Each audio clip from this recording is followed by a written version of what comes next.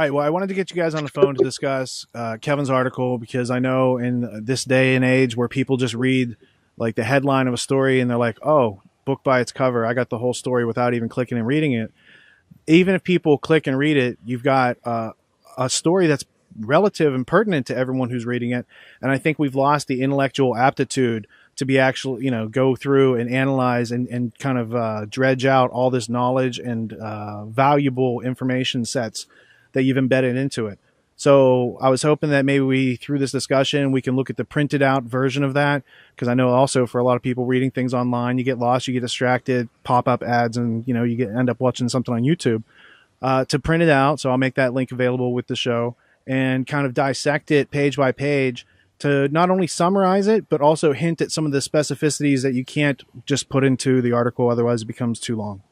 On the first page, I've got several aspects highlighted. I'd like to let you open it up and discuss what's just on the first page of this article, what it means to people, and then we're going to get Brett's observations on it, and then we'll just kind of build on it from there, page by page. Well, the name of the article is The Ideal Arrangement of Rhodes and the Organic Unity of Empire. This is an excerpted chapter from my forthcoming book, which is tentatively titled The Great Chain of Being and the Organic Unity of the Polis. I may shorten that to Unity of the Polis and give a little nod to John Taylor Gatto's ominous continuity. Once you get further into the later chapters, you'll see the relations to the overall 7 liberal arts education system, as well as the compulsory education system derived from Prussia. What I sought to do here was to really outline the unknown influences of the ideal arrangement of Cecil Rhodes. And when I say the ideal arrangement, I mean that in his third and fourth wills, he set up a specific arrangement in which he called for a college surrounding a professor by the name of John Robert Seeley. John Robert Seeley was one of the prototypical imperial federationists in the late 1800s, the late Victorian era, along with George Parkin and James Bryce, who were both lecturers who studied underneath him. And the main focus that I found so important to the work that we all do is that in the ultimate history lesson, sitting down with John Taylor Gatto and reading his Dumbing Us Down, as well as the Underground History of American Education, we find that there's an immense influence of the Prussian nationalistic spirit and the German idealism from Johann Fichte and others in his crew, and how this permeates into England and then affects the Rhodes Roundtable Group is astonishing. All right, Brett, do you have any questions, comments, otherwise about what he said? I feel myself like we need to unpack a little bit of what he was saying so it decrypts it for a wider audience. What do you think? I have a lot of questions that will be forthcoming over the course of this presentation. When I was reading more deeply the underground history of American education, I found myself thinking a lot about intention, and this is one of the things that I think is going to come up several times today with Kevin, the actual intentions of these people. From the way that I was introduced to history in college, where there's very clear good guys and bad guys, or then with a very limited understanding historically of the world, led into the arena of conspiracy, maybe 10, 11 years ago, everything was very much organized for me into the shorthand of good and evil. And I have to admit that when I first started to familiarize myself with the story of Cecil Rhodes and all the subsequent groups that followed in the early part of the 20th century, I fell into that same kind of trap.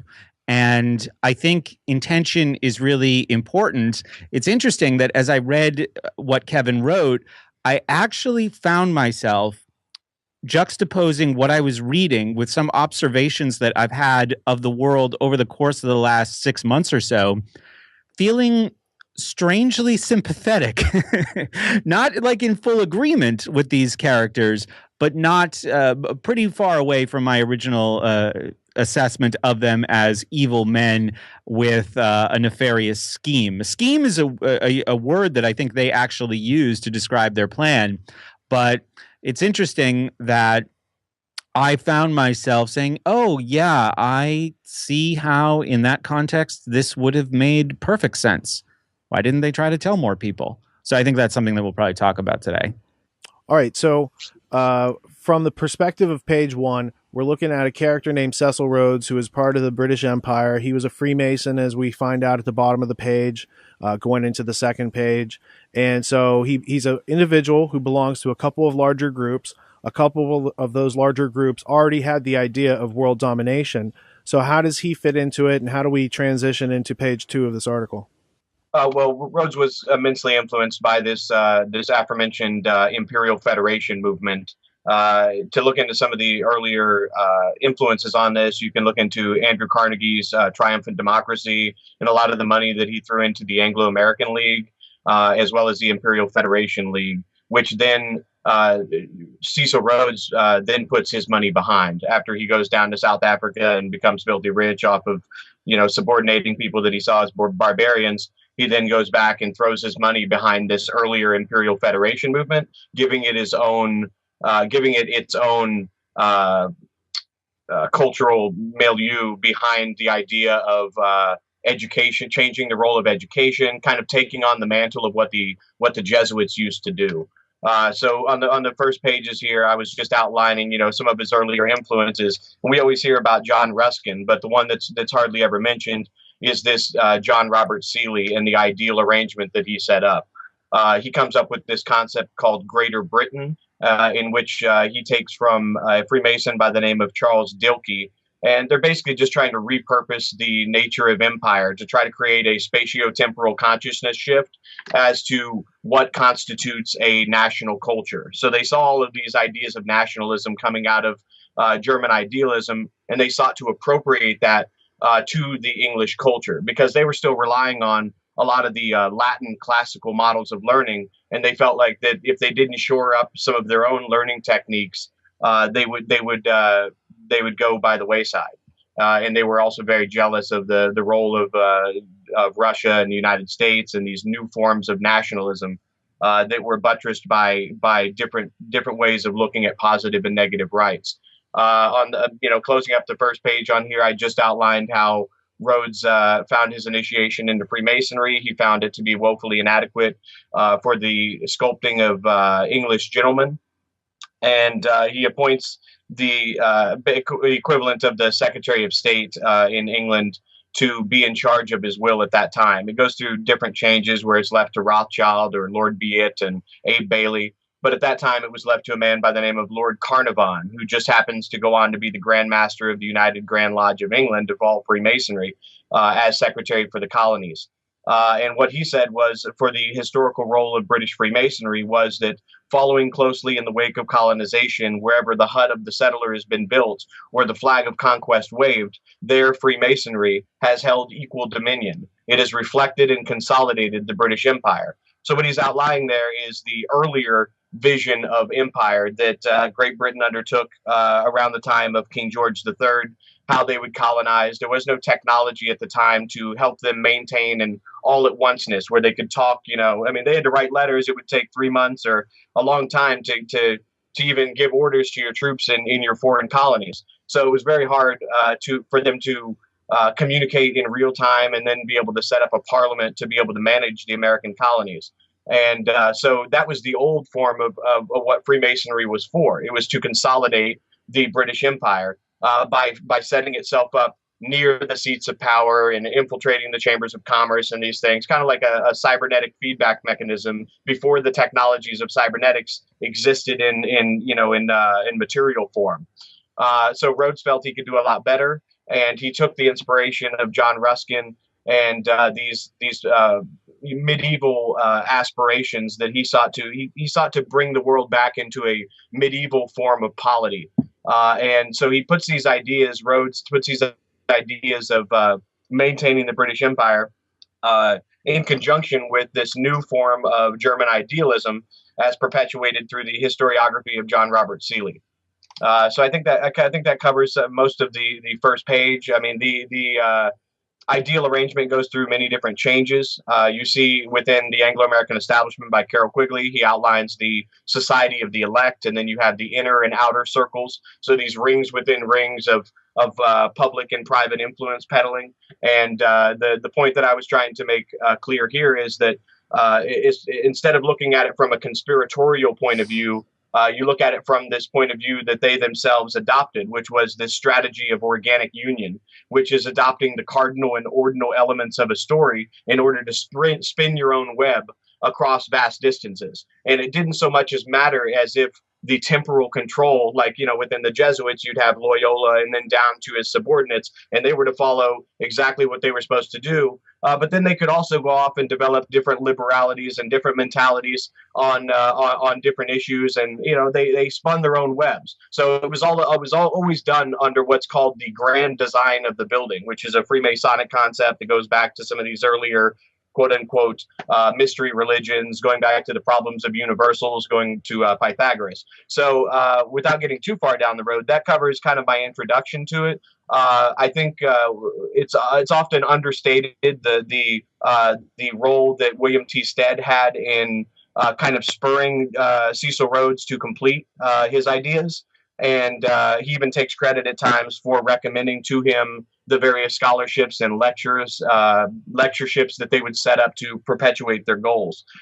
So it wasn't this top-down temporal control conspiracy. It was a very well done story, a history, his story, Cecil Rhodes' story, and his will, in which they try to keep the organic unity as high as possible to the ideals that he inscribed, knowing that over time you need to change your thinking for different situations that arise. So it wasn't this, conspiratorial, everybody is calling each other or writing each other letters and saying necessarily do it this way, do it this way. It was you have free reign as long as these ideals are the end result. And so that's kind of my goal in outlining this, is to take it away from the conspiratorial mode of thinking and see, yes, they did have a secret society, which is very conspiratorial. Yes, they did want to bring the United States back under the empire, and they had these goals to accomplish it. But they were much more pragmatic in how this was going to be done. Well, and just to segue and let Brett comment on, he's being very patient, listening. That's good, because that's what you have to do to take this information in. As I was listening, you've got pragmatism as a philosophy. Rhodes he's born into the British Empire. He later gets some funding from Rothschild. He then joins the Freemasons. So none of that in and of itself is conspiratorial. Rhodes has to be neither good nor evil. Freemasonry, Empire, those things are neither good nor evil. In fact, when you get down to it, they're groups that are abstracted. But the actions that those groups wanted to do, it's the way they do it. Is the Empire good or bad? Well, how are they doing trade with other people around the world? Are they subjugating populations and undermining them and trying to maintain some sort of artificial caste system? If so, might want to watch that and separate yourself from that and be a little bit more free. So, Brett, what were your thoughts on the first couple pages here? Well, I would say that one of the most interesting characters, the most interesting character to emerge out of what Kevin wrote for me was John Robert Seeley, because he's this interesting connection to the German world that we've talked about on my show so much in the past. And Kevin mentions that Rhodes' influences were Ruskin, obviously, at Oxford, but then also this blueprint is the word that he uses for British expansionism. And that's obviously inspired by what happened in the first decade in the German states, which at the time were a very fractured people. And there was a real call through people like Fichte to unify them towards some end. So when this word blueprint is used, Kevin, by knowing the origins of that movement in Germany through Fichte and later Hegel and the larger philosophy of German idealism, and basically superimposing this idea of nationalism onto the fractured people of what became Germany, do we understand Seeley's blueprint? Or is there more to it than that? I guess what I'd be asking is, does Seeley's blueprint differ dramatically from what was happening in Germany or what ultimately Rhodes went forward with? Yeah, that's a great question. And I think it differs in several ways. Let me go back a little bit to the ideas of German idealism. And I won't go, we've got limited on time, so I'll just state it this way. From Kant's critique on human reason, you have a group of scholars that arise debating the nature of language. And what John Taylor Gatto so astutely points us to in the ultimate history lesson is to the addresses to the German nation. where I might have some friendly criticism for how far John went in describing this addresses to the German nation, is that when you get to the fourth address to the German nation, you actually find out that it's the Prussians that dismantle and secularize the classical trivium, and the Johann Fichte is one of the prime movers in this effort. And so the concept of Bildung, which is the cultural sustainability project that was created after the 1806 defeat at Jena by Napoleon.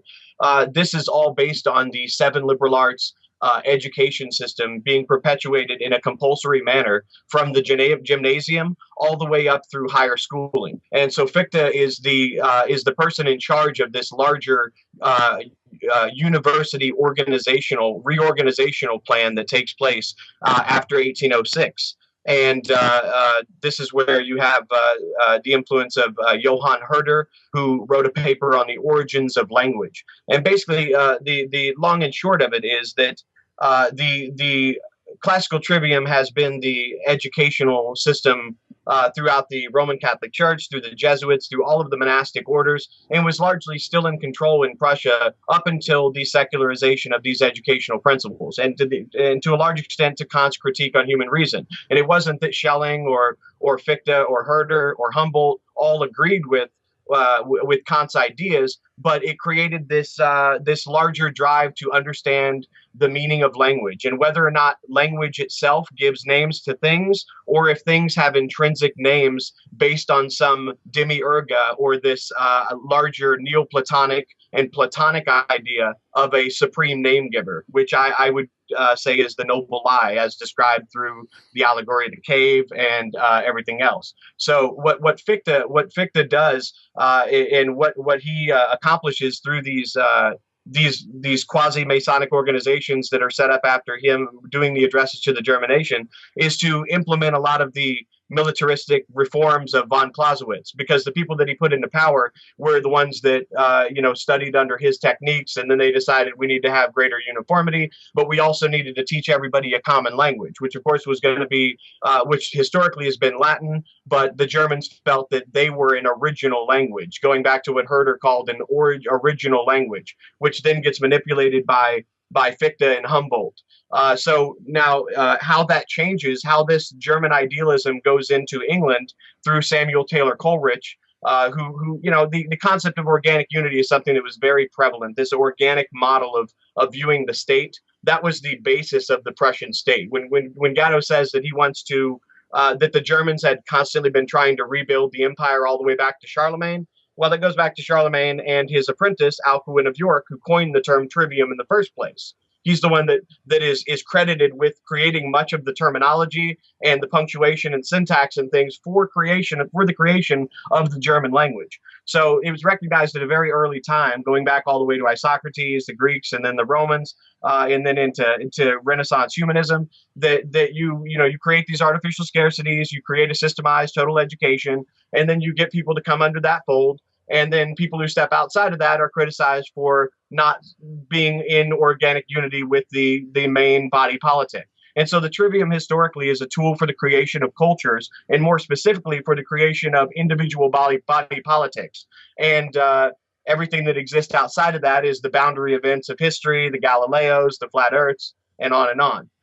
So when it goes into England, John Robert Seeley sees this as one of the greatest turning points, just like Gatto has talked about, in all of Europe. And they realized at the time in England that, hey, we're still educating everybody in England on Latin. And this is what's going to be discussed in my next chapter. I know I'm getting ahead of myself, but in order to answer your question in totality, John Robert Seeley, who is the basis of the Cecil Rhodes Last Will and Testament, is the founder of the English Trivium. Okay, he's the one who takes the grammar, rhetoric, and logic. Doesn't matter what order it's in, because it wasn't this like generic, general grammar kind of a way of looking at the world. Grammar was controlled by the auctors, by Cicero, by Prussian, by Donatus, by Plutarch, by all these different auctors that they would look to reason by analogy to their example. You want to be as noble as the Stoics. You want to be as noble as Quintilian. You want to speak like Cicero. Like the auctors always determined the what you were turning back on, what you were learning from.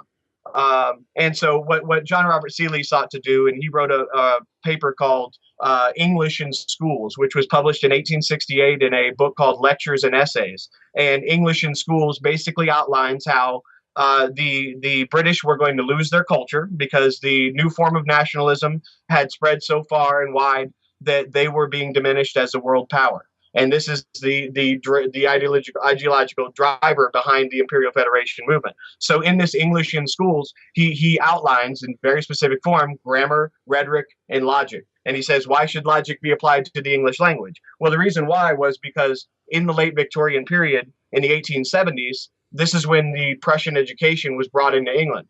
And Matthew Arnold, who was one of Cecil Rhodes' heroes, as well as many others, a well-known literary critic, wrote a book called Culture and Anarchy, where he outlines that there's this higher culture that the few have always had, but the masses have always been relegated to their own dialects and their own stupidity. And he looked down upon them as not being anything that needed to be taught until the masses started demanding to be included in the franchise. And so in the late Victorian period, there's a great book called The Intellectuals and the Masses by an author I can't remember right now, but it explains how during the late Victorian period, the masses rose up and wanted to be included in education. So John Robert Seeley said, if we're going to have all these new people come online, we need to change the way we've been doing things, because the old classical education, the old Latin trivium, isn't even working for our specific class. It's not creating the aristocracy that it used to. What we need to do is we need to apply this to the masses, except we need to use the English language. So they're not studying, Plato as much as they're studying Shakespeare. And so you start bringing in all of the English and nationalistic, kind of thinking in order to buttress, the English culture. This is the English speaking idea. This is what Rhodes says in his last will and testament. So this is what creates the Rhodes scholarships and the literae humanoris education system at Oxford University. And also, when it comes into the United States, it comes in via one pathway, and this is through the great books of the Western world. And this was a continuation of the project set forward by the Rhodes Scholars, because Frank Adeolet, the secretary of the Rhodes Scholarship, said that he spilled the beans in a book called Frank Adeolet and the Oxford Approach to English Studies in America from 1908 to 1940, that the goal of the Rhodes Scholarships was the introduction of the very best of English education into the United States. And it's no coincidence that at the same time that John Robert Seeley is writing about English in schools, that William Torrey Harris is leading up to the Committee of 10 and the solidification of English grammar in the United States. So there's a whole lot there to unpack. But yeah, there's a huge difference in the German idealistic version, because what they were really trying to do was, in some senses, not all of them, Herder in particular, was trying to get to the truth, whether or not the lie of Plato's Timaeus was true. This idea of a great chain of being where a supreme godhead came down and gave original names to things. You can look at it another way, because in Neoplatonic thought, they actually believed that everything was a simulacra, that everything was a copy of something from the original source. So the demiurga, or the one, was a perfect being, and everything that it created was actually an imitation of something real from that realm. And Neoplatonism is the basis of all Freemasonry. When you look into the symbology of all Freemasonry, Neoplatonism is the basis of this idea of the gradations. It was written in the protege of Ficino during the Platonic Academy in the Renaissance. And Ficino is the one who rediscovers and applies the Hermetic text to this new creation of a Christian Kabbalah, which Gino Denning got wrong in the third hour of the talk with Jan Irving and various other podcasts, because he's applying this idea that was a syncretic creation. The liberal arts were essentially a manifestation of a Neoplatonic overlay, where they were reinterpreting Plato in a way that would be necessary to create division and create secrecy. And so when you look into the history of the Great Chain of Being, you find that Freemasonry is based on a paper, based on facts divulged in a paper by Pico della Mirandola, called The Oration on the Dignity of Man. And it's all about how man needs to go through these hierarchical levels and stages, these grades, like the first degree, the second degree, the third degree, or first grade, second grade, third grade through high school. This graduated learning, the artificial extension of childhood. All of these ideas are within this. Just before Brett jumps back in, you've got Venice reigniting interest in Plato. That's Neoplatonism, which is then harnessed by a group called Freemasons who use a tool called the classical trivium to do what's called encyclios paideia, or create a limited circle of information in order to colonize places for the British Empire. You talked a lot about Seeley, but I think you skipped over a part that would help people understand the connection between the Prussian education, the Rhodes scholars, people like William Torrey Harris, who's Prussian scholar and Rhodes scholar. And it's The Life of Stein. And it's got a funny name, that book, but why would people want to read it, and how does it play into the story that you just talked about? Sure. The Life of Stein is one of two books that I highlighted in this paper, The Expansion of England and the Life and Times of Stein, which is Prussia during the Napoleonic Age. And in this book, he professes his infatuation to Johann Fichte and the addresses to the German nation, and how this new form of nationalism could be used to buttress, the Prussian state. And they were doing it using an organic model, where they would have, the body, all of these things are inscribed still in the terminology of schooling. You have the body politic, and then you have the student body. You have this organic metaphor. So what Seeley was doing with The Life and Times of Stein was basically just writing about what took place in Prussia after the defeat by Napoleon of the Prussian forces, and how they were able to bring a bunch of disparate parts of their territory together using education. I believe that, if I read correctly, there's like 36 universities in Prussia, all at that time, and they were trying to unite all of these universities along one organizational plan, and they did so using the encyclopedic method. And I have that in Fichte's own words, which will be included in the paper I'll be releasing soon. So at that time in history, there was a bunch of empires competing with each other, most of whom were all grandchildren of Queen Victoria. And the British look at how the Germans were doing it. They say, that's good, but not good enough. It doesn't meet our needs. They started to amend it. And then they said, hey, what if we amended it to this other nation that also had a bunch of disparate states that once came together, very much like how Germany was formed? Sure. Yeah. And that's, I mean, it's really what it comes down to, is that Fichte put forth this strategy that was immensely useful for late Victorian England, and then into Cecil Rhodes' time. This is what he put his money behind to effect that change, because they felt that they were being diminished. I mean, at one point, William T. Stead and Cecil Rhodes, some empire builder, you have quotes of them saying, if we have to, we'll join the United States. We'll become subordinate to them. If we, and later, of course, the proteges of Rhodes discover how to control foreign policy by using Seeley's ideas, except having a close cooperation with the people in those colonies in order to create what was called international relations.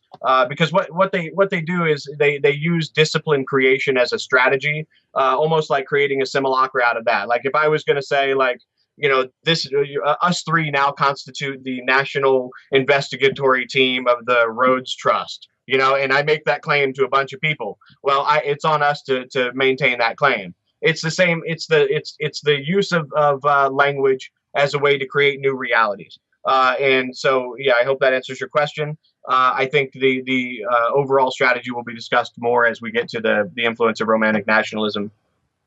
Right on. What do you got to say, Brett? You've been so patient. Thank you, man.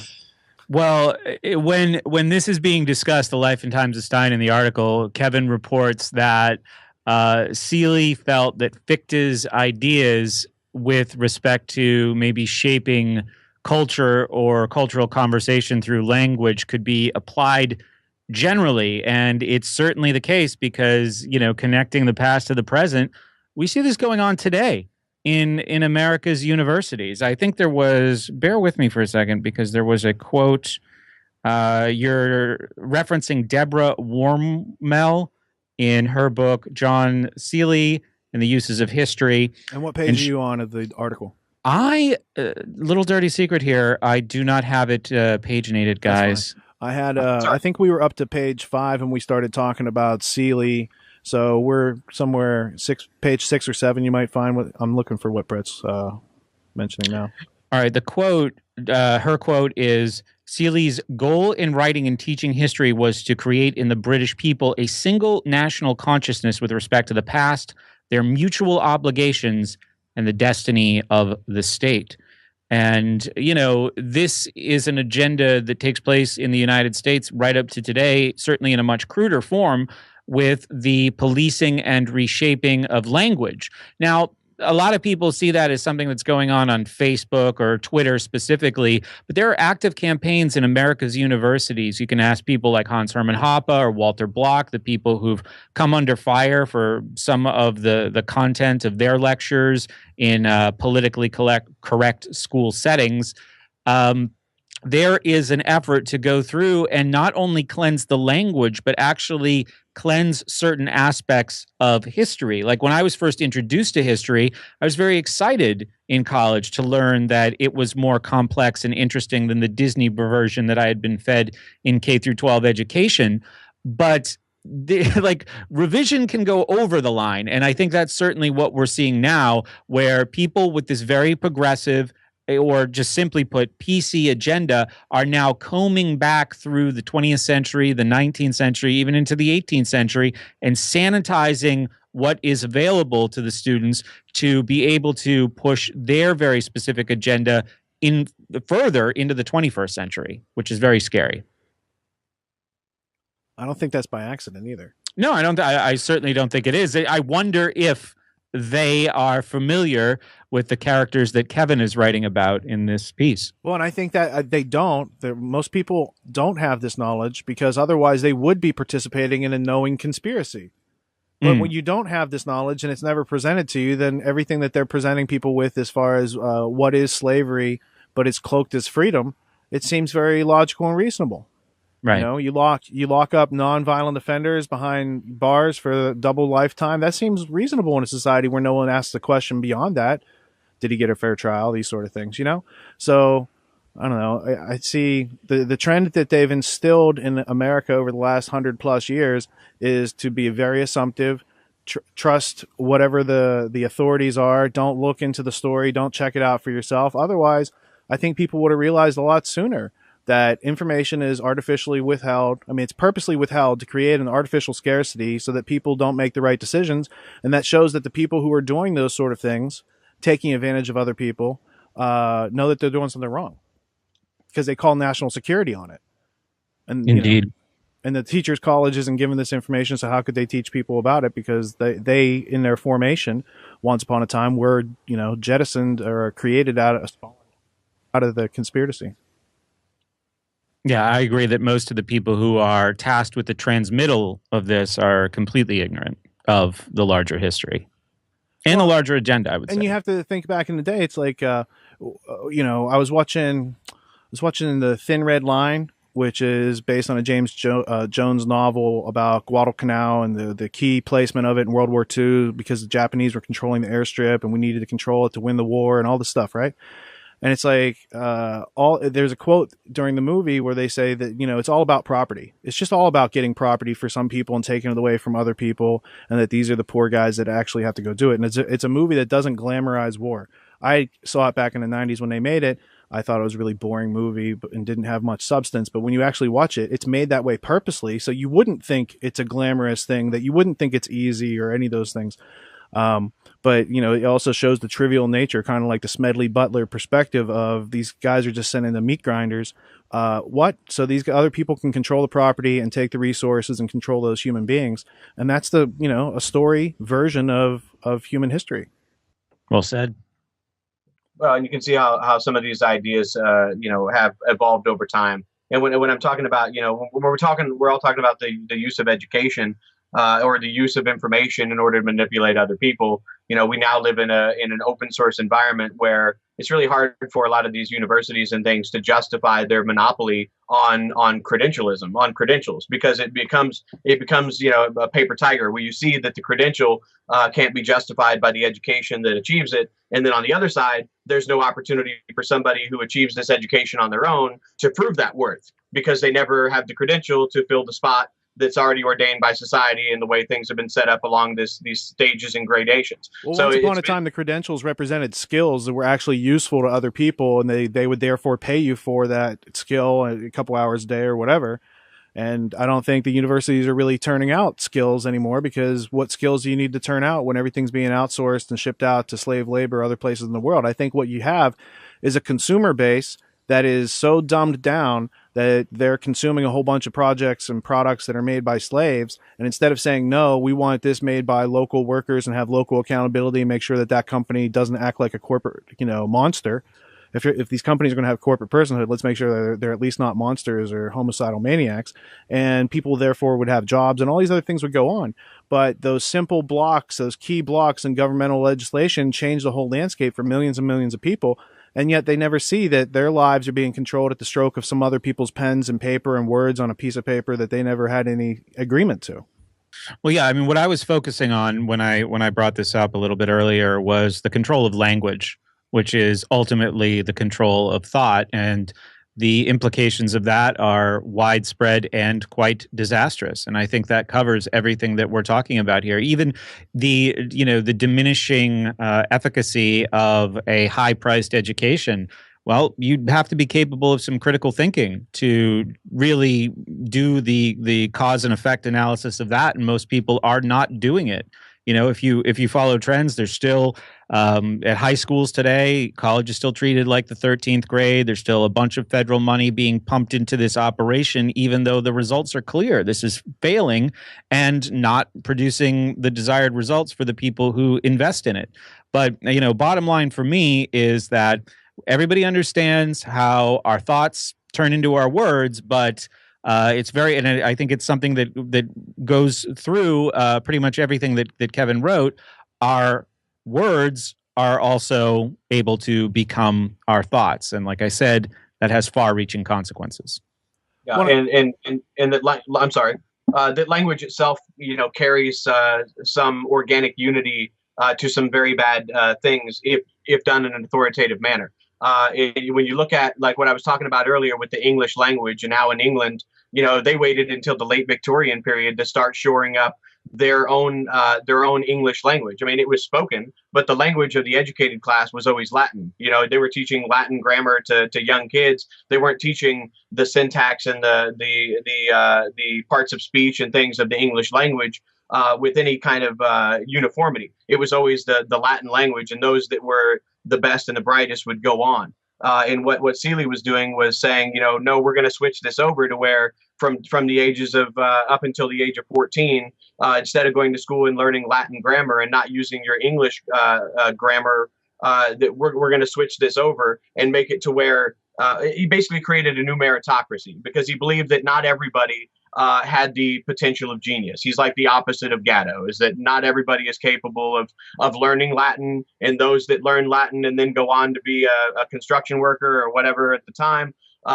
there's no reason to do that. So, they were kind of making Latin learning, Latin, Greek, and higher language learning for the, if you didn't go past age 14, you didn't learn Latin at all. Is what his proposal was, and what got enacted after the Education Act of 1870 by Matthew Arnold. And so you had all these, it wasn't only Fichte that was influenced by German idealism. Like I said, Coleridge, Matthew Arnold himself was a school inspector, and he went to Prussia just like Horace Mann. In fact, there's an interesting book called An Awkward Echo, Matthew Arnold and John Dewey, and there's some similarities that's worth checking out.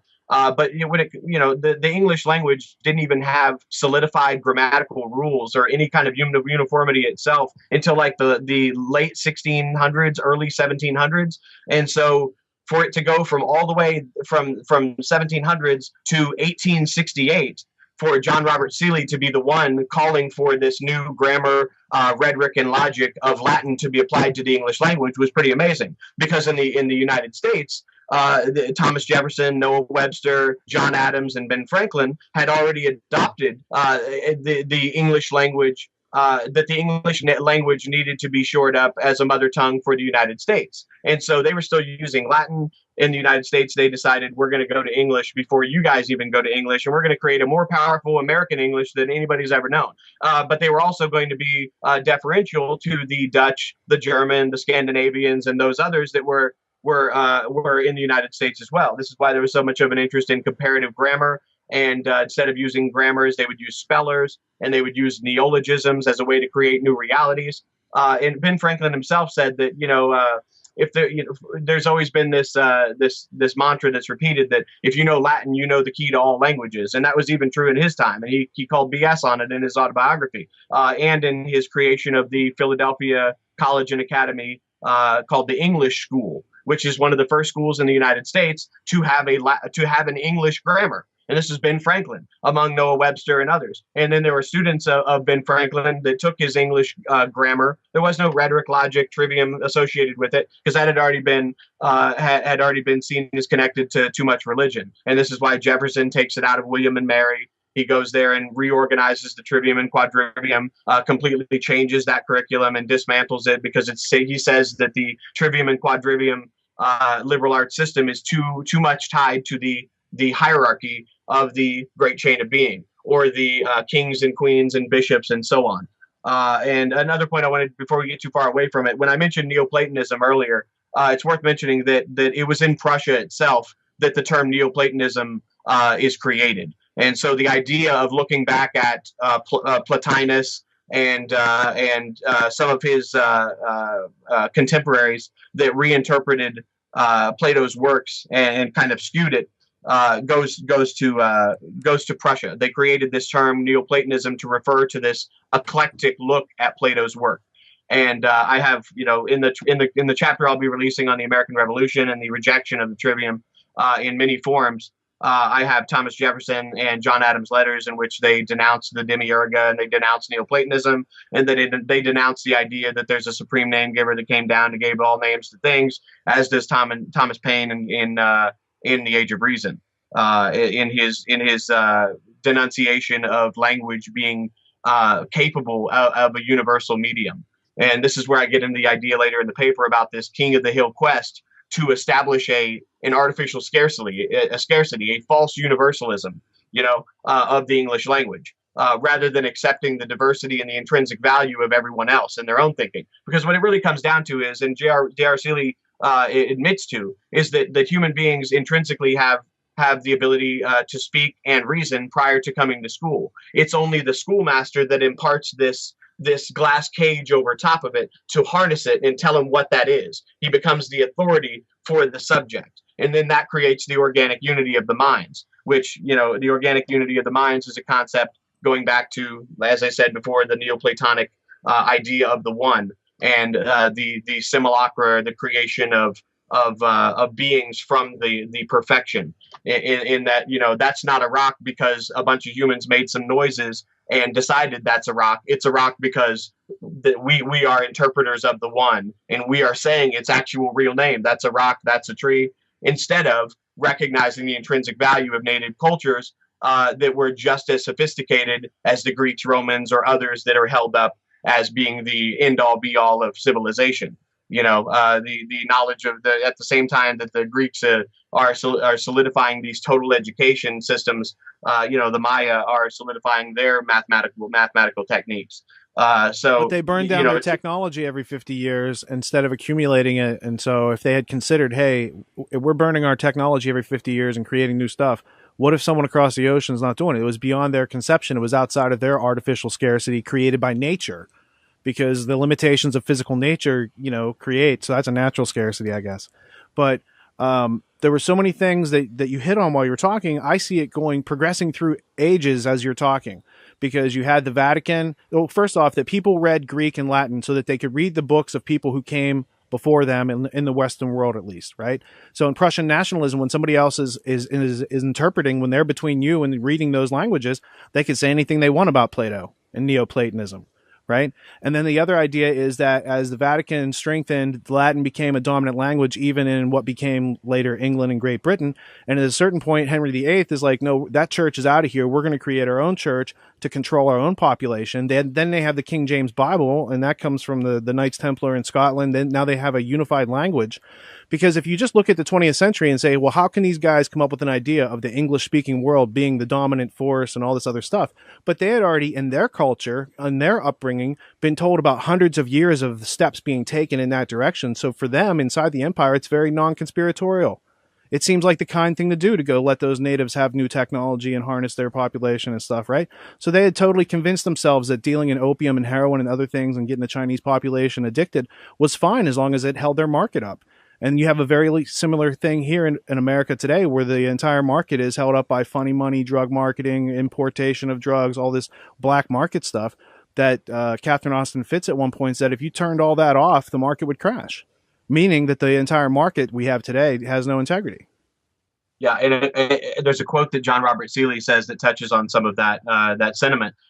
He says that all of the pride and strength of an aristocracy comes from the sense of ancestry, and every member of a historic nation may have something of this sense and something of that pride that springs from it. He has but to make himself familiar with the past. And so he's outlining how, in the past, it was these limited aristocracies that were the intellectual creators, but they were letting the population into the franchise. And so, yeah, language is immensely important in the control of thinking. And my point that I'm trying to impart here is that I agree with James Madison, and I agree with the ideas that reason is inherent. It's not something that has to be learned.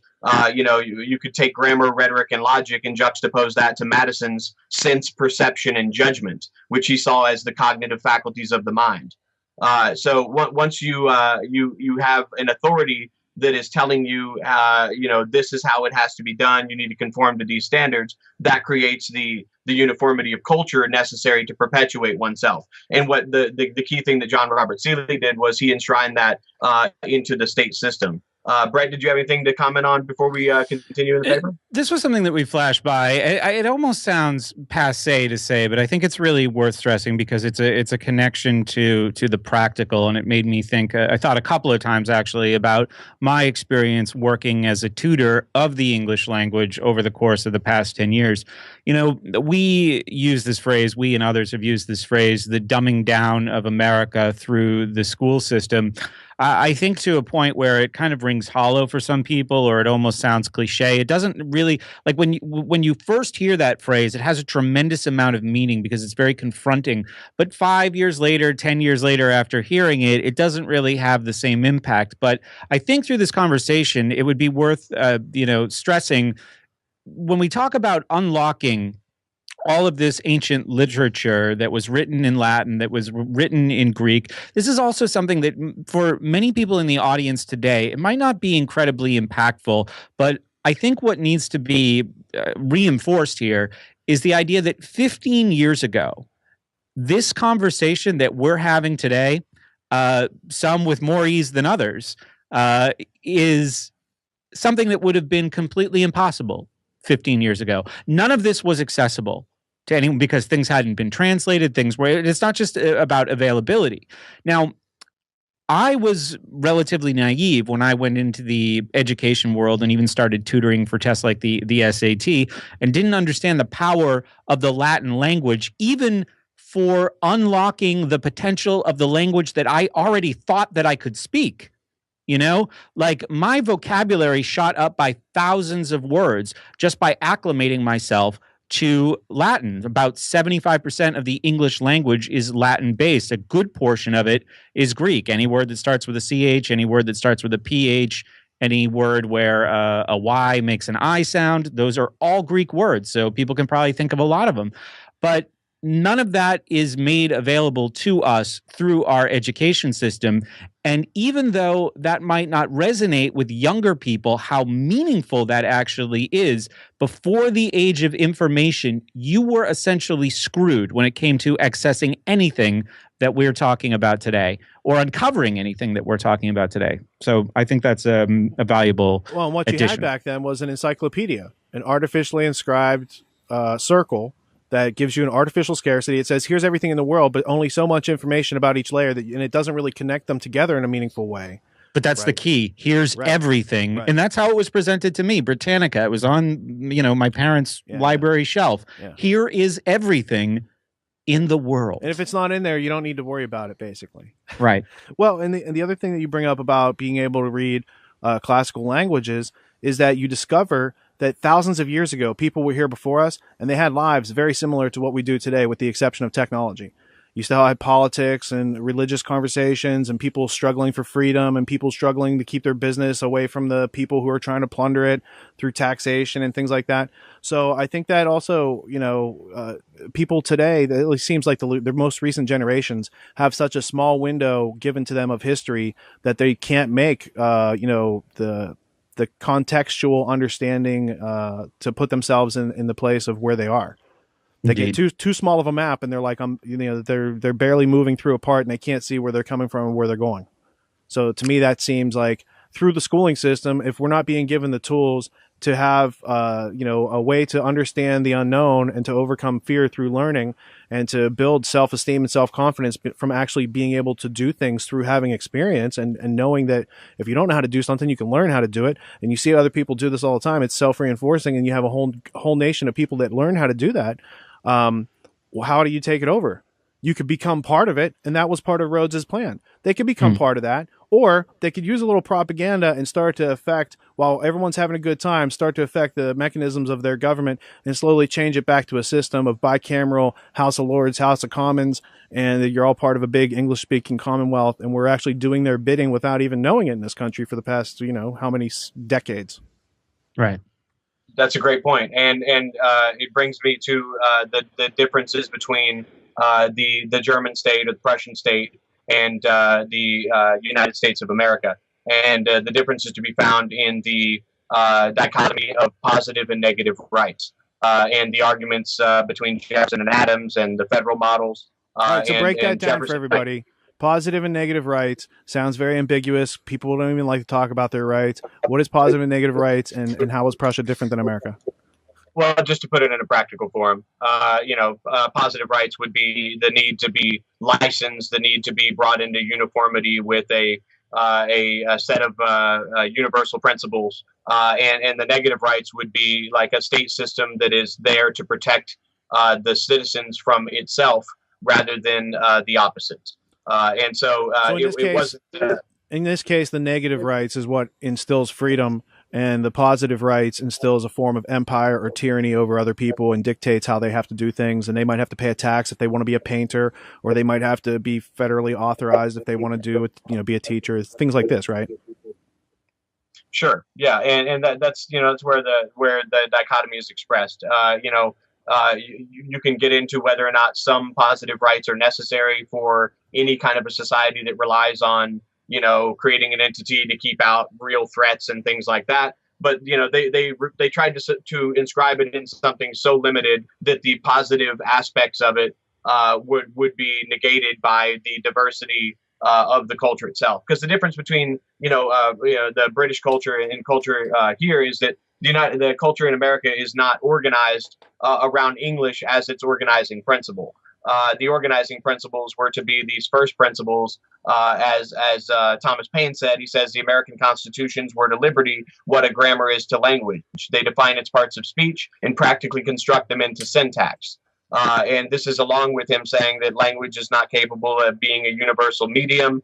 It's a limited medium that we can all come together. So you see limited medium, limited government. You start to realize how all these ideas are tied into each other because, in a culture that is based on, right logic, I don't think you could have the diversity and plurality of freedom of religion. Because if you had right logic and one group saying, no, you're not using logic properly, this can't possibly be how the world was created, your religion's BS, and we're not going to allow you to practice that here. This is a culture that was founded upon the order out of chaos, because they recognized cybernetics a whole lot earlier than some of the other the people that were instituting it around different parts of the world, except they were introducing it in a negative way in which the rights would be protected by this limited government structure. Now you can say that didn't work because the Federalists got in and then the different banking systems and all this. But when you look into the ideals and when you see why Jefferson was trying to get rid of the Trivium and why the 10th Amendment and the Virginia and Kentucky resolutions of 1789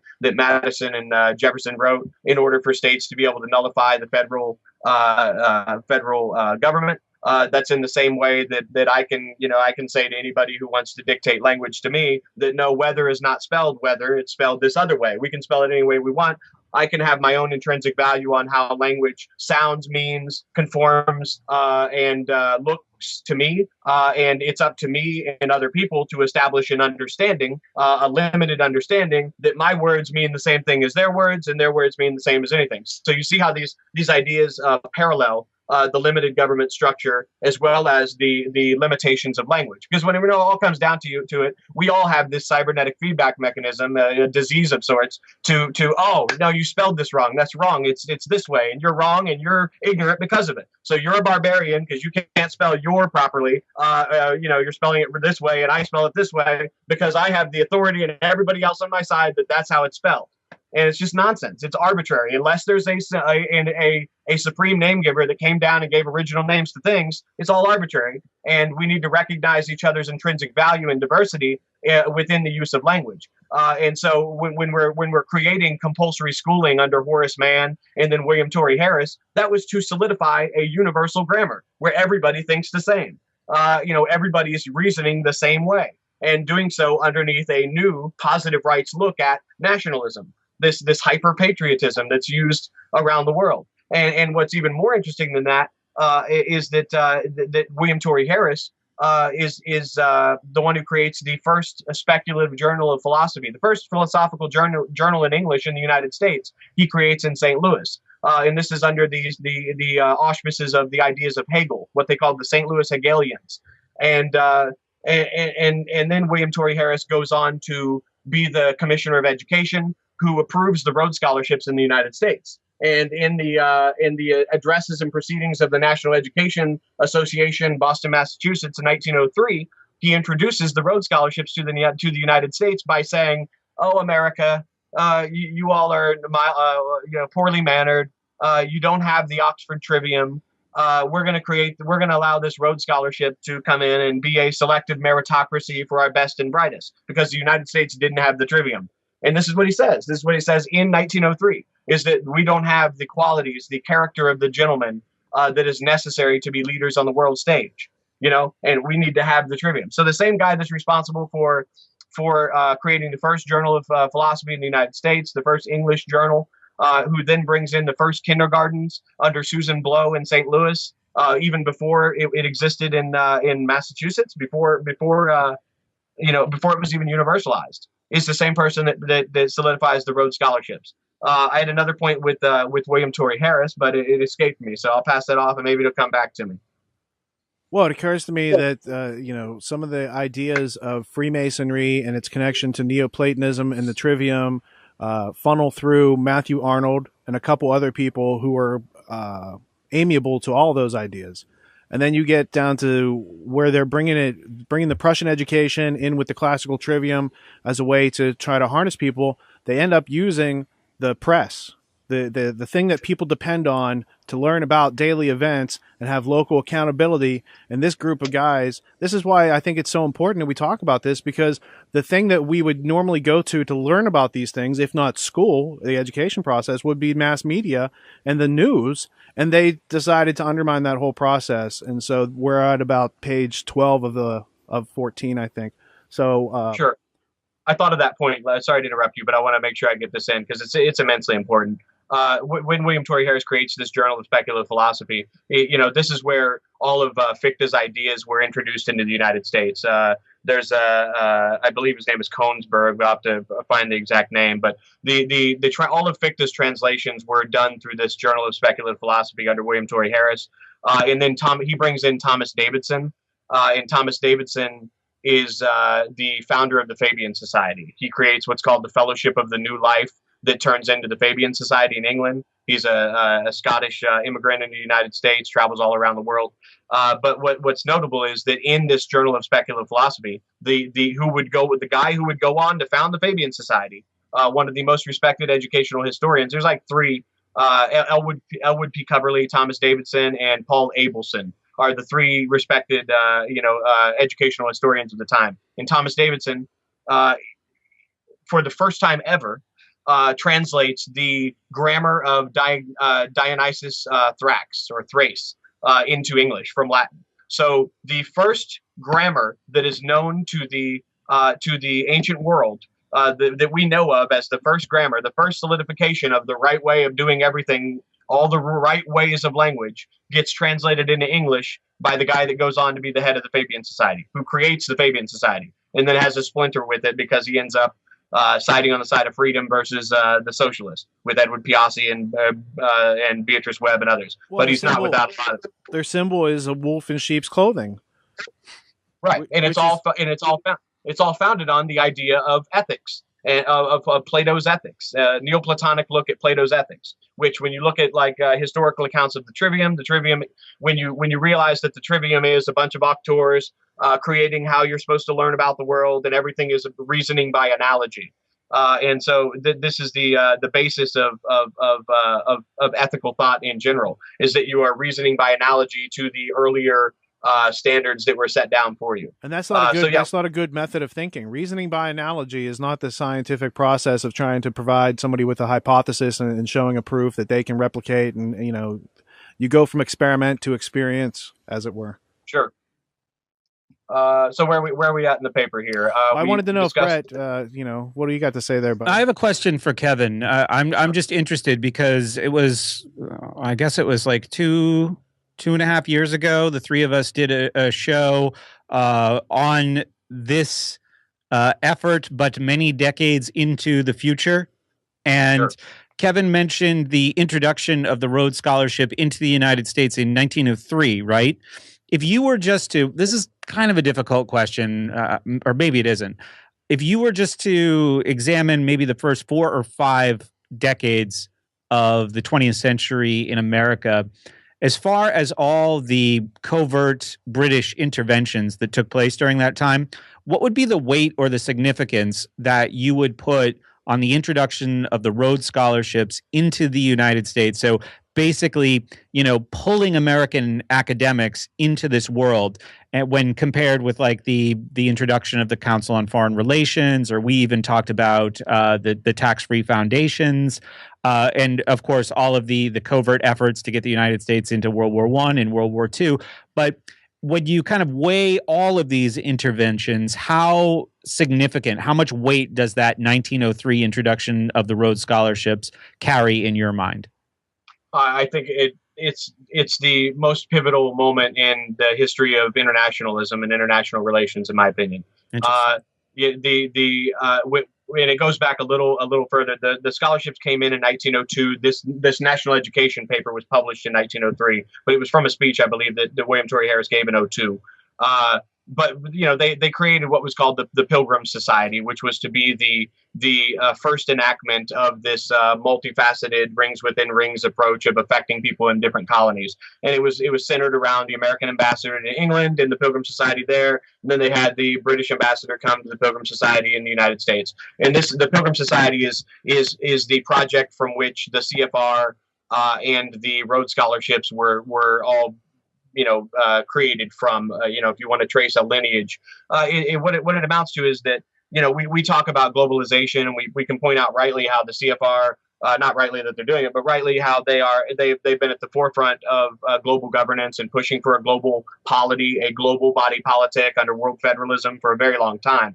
All of this goes back to this drive to create a parliament in New York and London that Seeley saw as being the reason why they weren't able to rescue the United States for the empire, was that they didn't have a parliament. Rhodes and Seeley both felt that. And so after Rhodes died, the Pilgrim Society was this new parliament, except instead of being a parliament for the people and be representation, it was a parliament of J.P. Morgan and Benjamin Disraelis and, Arthur Balfour and James Bryce and Colonel Roberts, who headed Rhodes' campaign during the Second Boer War. And so the Rhodes Scholarships were then introduced. It was the president of the American Pilgrim Society was a guy by the name of Nicholas Marie Butler. who is the president of Columbia University, and I've got Carnegie sources, Foundation. and the president of the Carnegie Institute for International Peace. And one of the last factoids in this article that I put down was it shows how the Carnegie Institution for International Peace, sponsored wholeheartedly the Rhodes Scholarships introduction in the United States. Nicholas Murray Butler, head of the Pilgrim Society, he's also the head of the National Rhodes Scholarships Committee that picks the state committee members that would then pick their state members. So you see how this organizational system is set up. You have one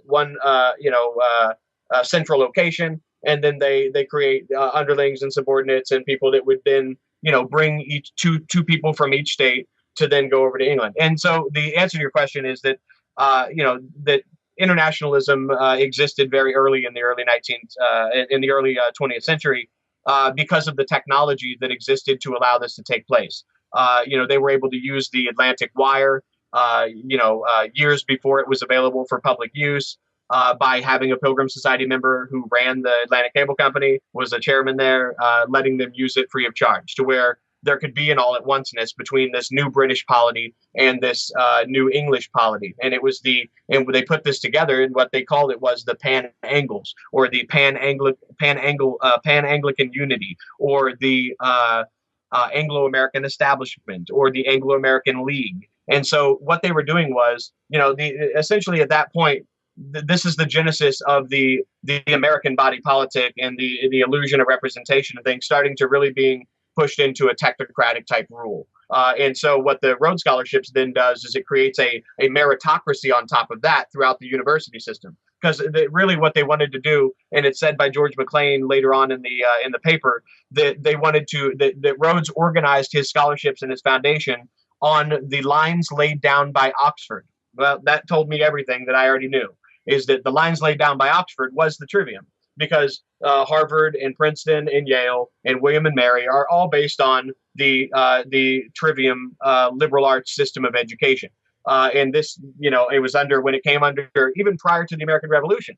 And that's why you find the Trivium in these education systems still existing when Thomas Jefferson then goes there and displaces it.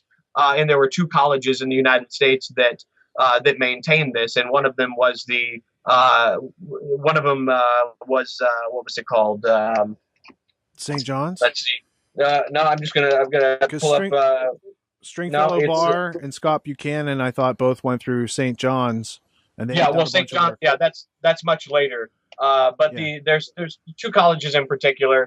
No, it's the one that stands out right now. It's the Williamstown College, which was created in 1793. I have a book called The Administration of the Curriculum by an author I'm not going to waste people's time with right now, but it'll be all in my next paper, which I'm almost finished with, in which they lay out how Jefferson and James Madison's uncle lays out how language is no longer the key to the Tower of Learning. And that language used to be the key to the Tower of Learning. You look at these old pictures of the school temple, and then you see a kid standing outside with the preceptor, and he's holding a horn book. And a horn book is something that has the individual letters of a language. So you're at the basis of the Trivium, you're at the basis of grammar, is learning letters to be able to enter the school, to be able to be under the grand design of that building. You have to learn the language. And so, that was my point. There is the liberal arts education system, the 7 liberal arts, and a much more stripped down version already existed in the United States, because Oxford was the pinnacle of this out of the medieval education systems. When you realize that the Trivium and the Quadrivium are the basis of all medieval universities, going back to the Studium Generale,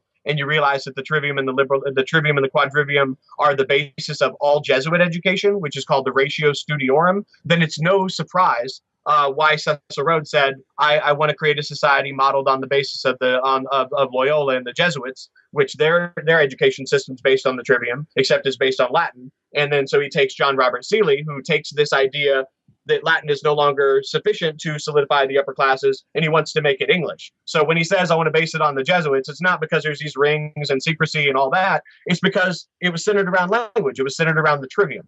And the Ratio Studiorum of the Jesuits comes from Erasmus and from Renaissance humanism, back to the same place where the Neoplatonic philosophers existed. So that's we can carry on in the article, but that's a point I needed to make with that, as well as the importation of the original grammars, the systemic universalism that they wanted to overlay in a culture like ours that's supposed to be based on diversity. That's supposed to be based on not logic, one way for everybody. You're free to believe this, you're free to believe that, and so on. That's the independent livelihood that John Taylor Gatto talked about. And I mean, I say with no reservations whatsoever, anybody watching, go watch the Ultimate History Lesson. And that every time that John Taylor Gatto says the ominous continuity, insert the trivium, and then you're done. And you'll realize what's going on here.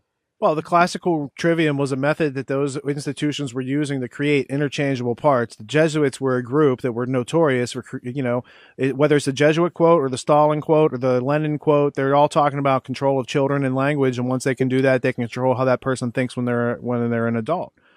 So with all that being given, having taken over and integrated, the education system, made it into a schooling system, integration of Prussian education into the American classroom, if you will, how does that then transition to William T. Stead, the taking over of journalism, controlling of language from that higher authoritative perspective, and how does it all come together into what we see today as the machinations of a multi-hundred-year geopolitical agenda?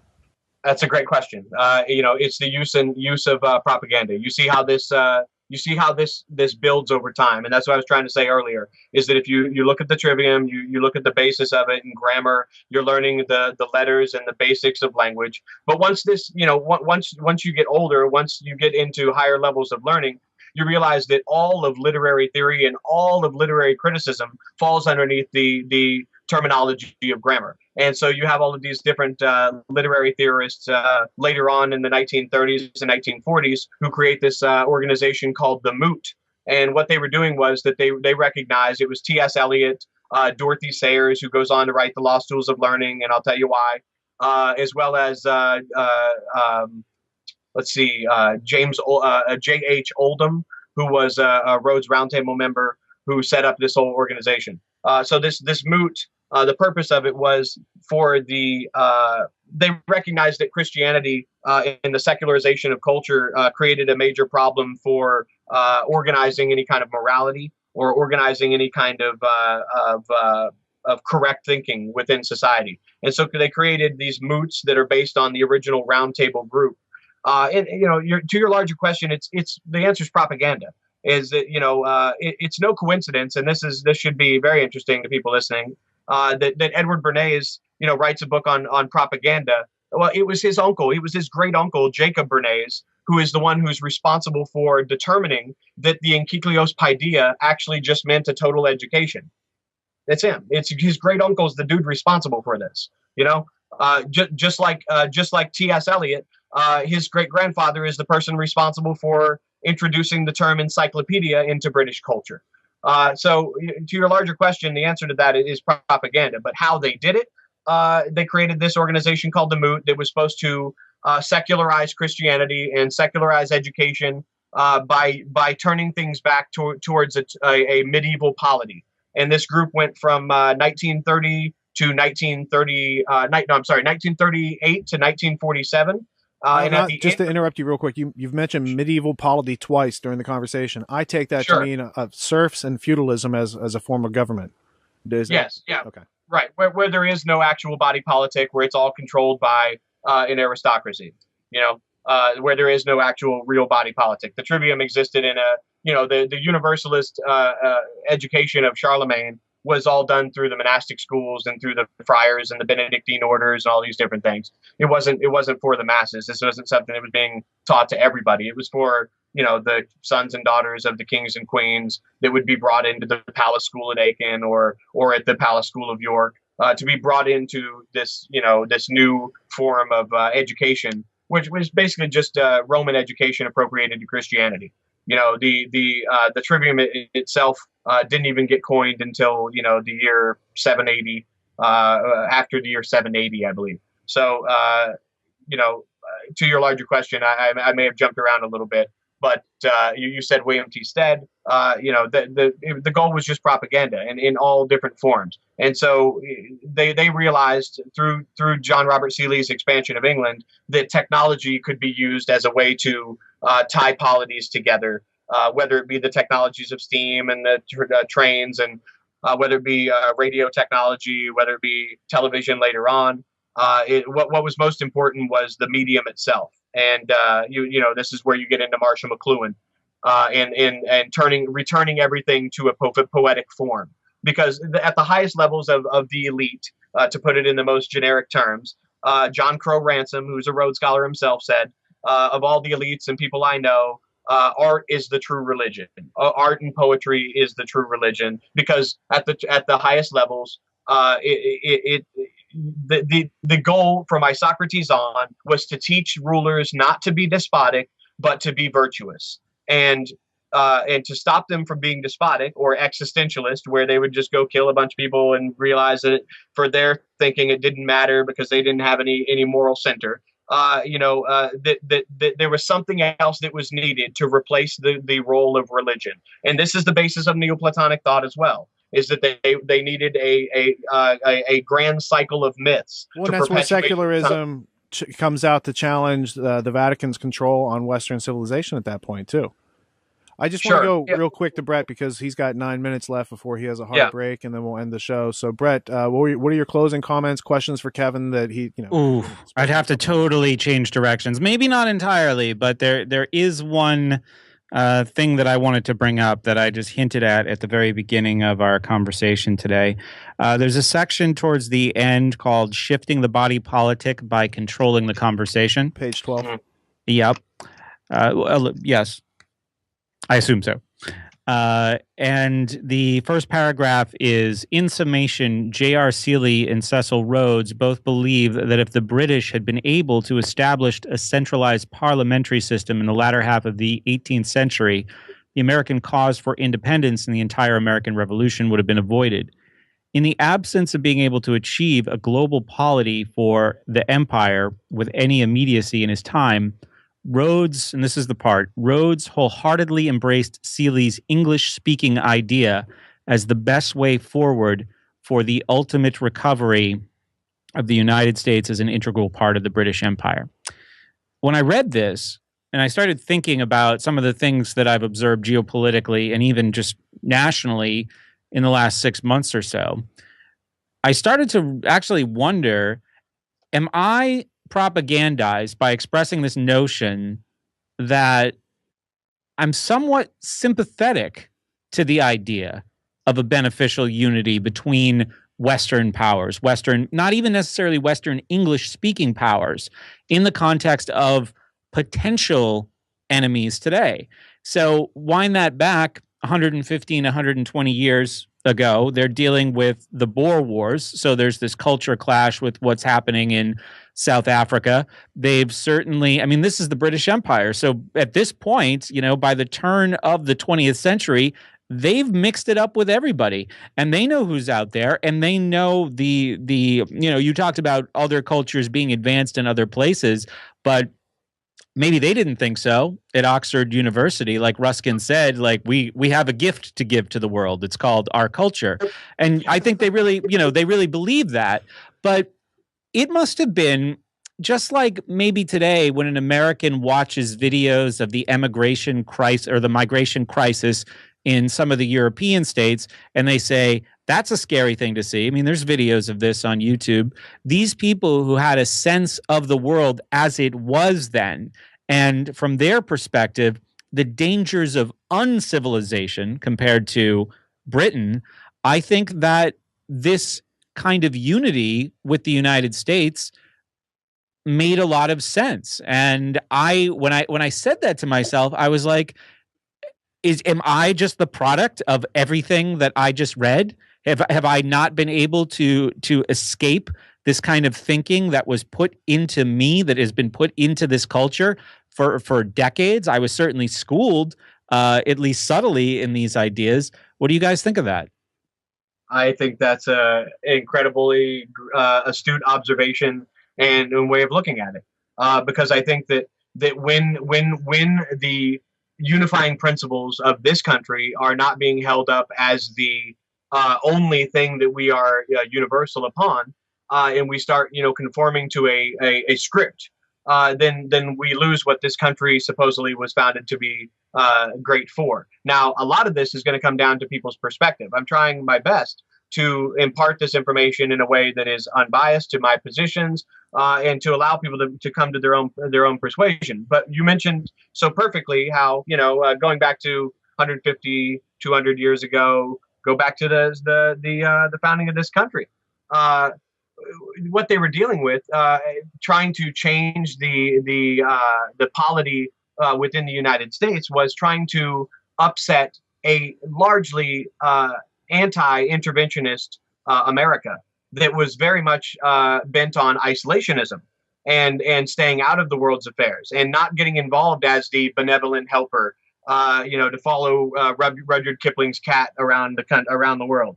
So I think, that's what it comes down to at the time that they were trying to introduce this and to use the English-speaking idea. The English-speaking idea was just an amalgamation of strategies necessary to merge the two cultures together. And when you realize that NATO itself, the NATO alliance, is created by a Rhodes Scholar by the name of S. Scott Reed with Vincent Massey, who's the son-in-law of George Parkin, who introduced the Rhodes Scholarships in the United States, you start to see how incestuous this thing is. Well, then you said you had Clinton as president, who was a Rhodes Scholar, and Wesley Clark in charge of NATO. He was Supreme Commander as a Rhodes Scholar during the time of Clinton. With Robert Reich in charge of the Department of Labor as a Rhodes Scholar. Right, so it's not that they're all bad. There just is this ominous continuity that they're at the head of. There's a lot of history behind it. One of the books that I feel put some of what Kevin's describing into words was a book called Cowboys to Gentlemen. And it's about the Rhodes Scholars and their infiltration in the United States and changing their culture. But that's the name of the book. That was their goal, to take the cowboys who were self-reliant, self-confident, had self-esteem, and get them changed over through taking away their experience and real knowledge about the world, making them subordinate through 2 world wars. America hadn't had any experience with fighting overseas, and the British were all too happy to help. Here's how you put all your stuff on a ship. Here's how you take it over there. Here's how you establish your little colonies.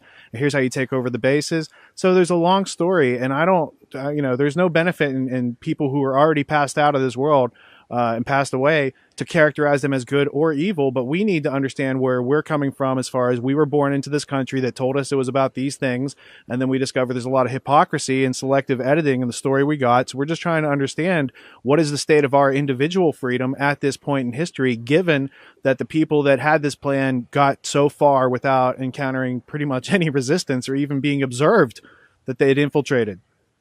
I think we could all agree that the ideals that this country was supposedly founded upon, fell short of where most of us would want to be anyway. I mean, the treatment of minorities, the treatment of women, etc. However, when you look at the base principles of ascribing to the ethereal plane this idea of rights, which John Adams saw Thomas Paine's Rights of Man as a whole new Neoplatonic strategy. He criticized it, saying that it was no different than Plato's Republic. It was no different than the Zingi tribes or these other tribes.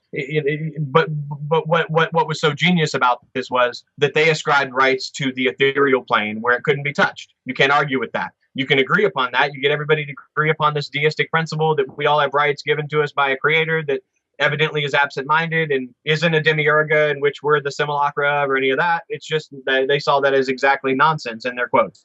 So, it's a difference in organizational principles. If there was going to be a trivium in Kyklios Paideia education in this country, it needed to be strictly along the lines of the way limited government works. If that's your ideological persuasion. If your ideological persuasion is of a positive rights way of looking at it and strong nationalism, then you believe maybe another way. Well, I think that unlimited government comes from limited education, and that unlimited education produces limited government.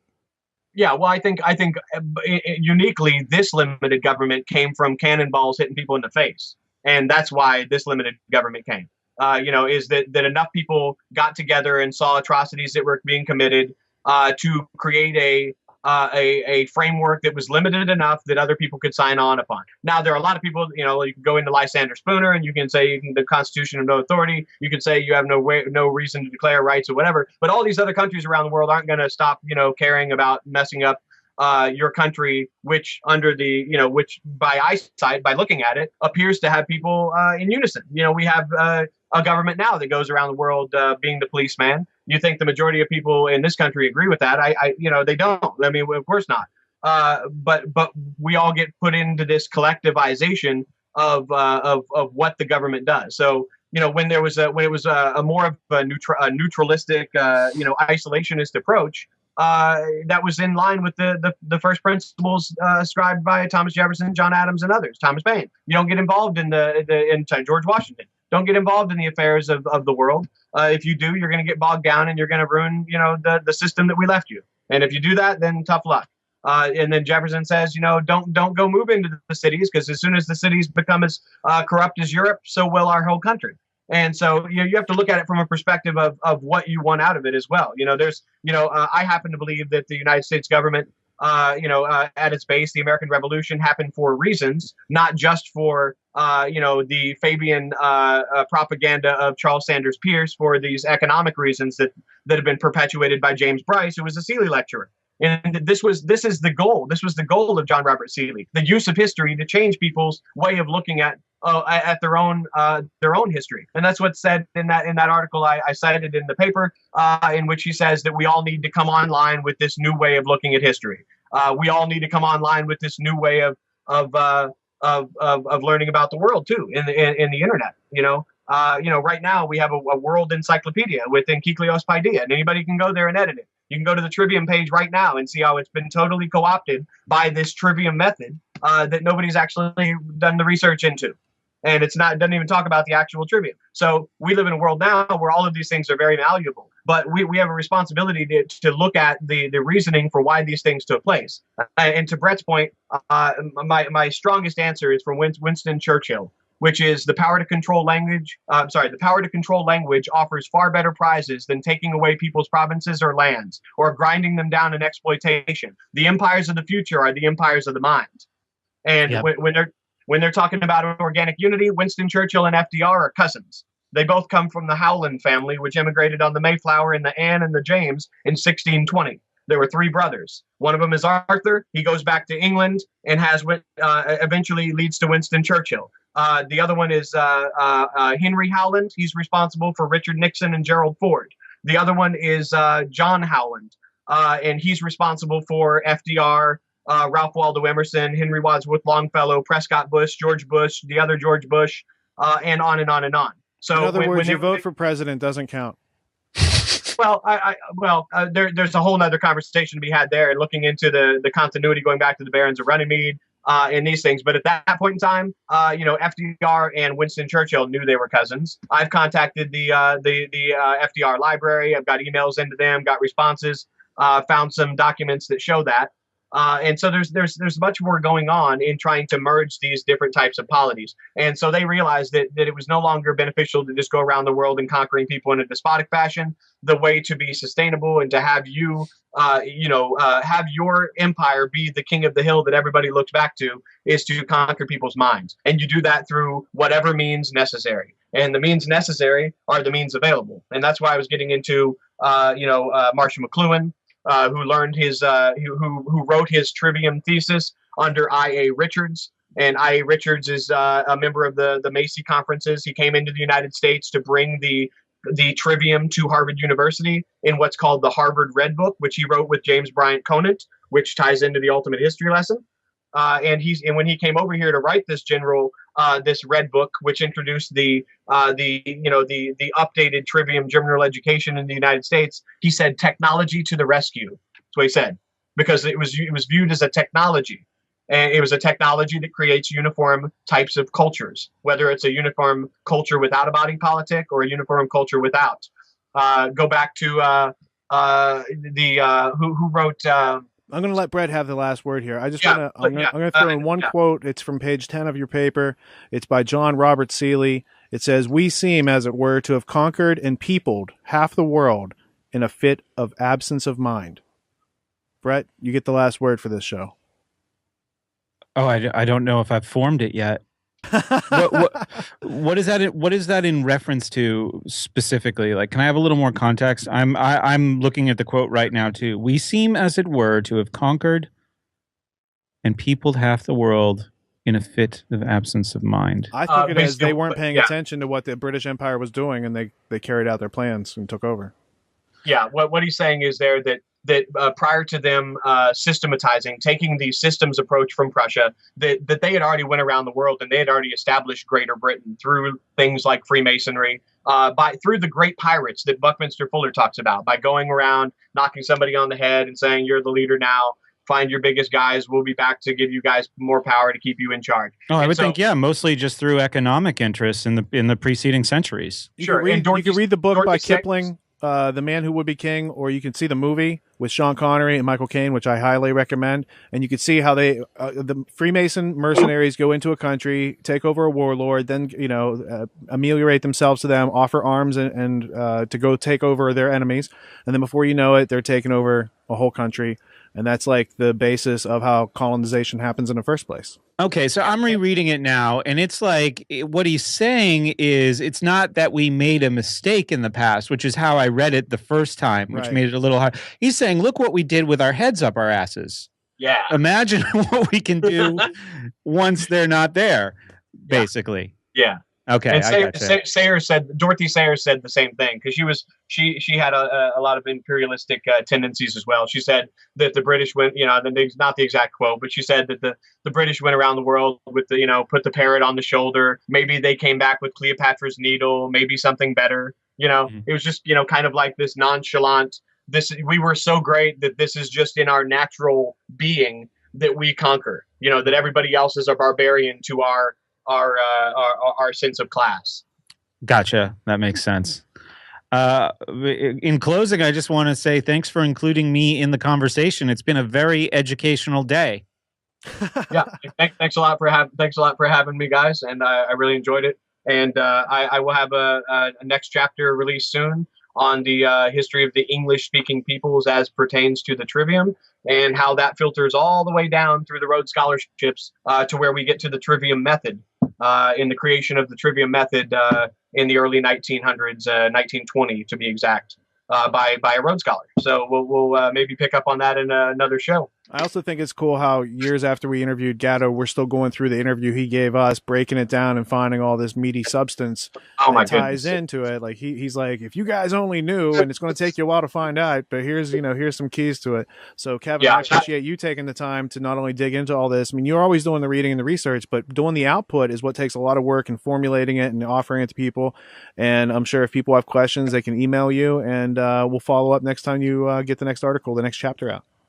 Cool. Thank you very much. My website is at unityofthepolis.com, POLIS.com, or you can reach me at info@tragedyandhope.com as well. And I hope to have that next paper out by the time of this video's release. So thanks a lot, guys. Right on. This has been A Deep End, and polis means people. Peace.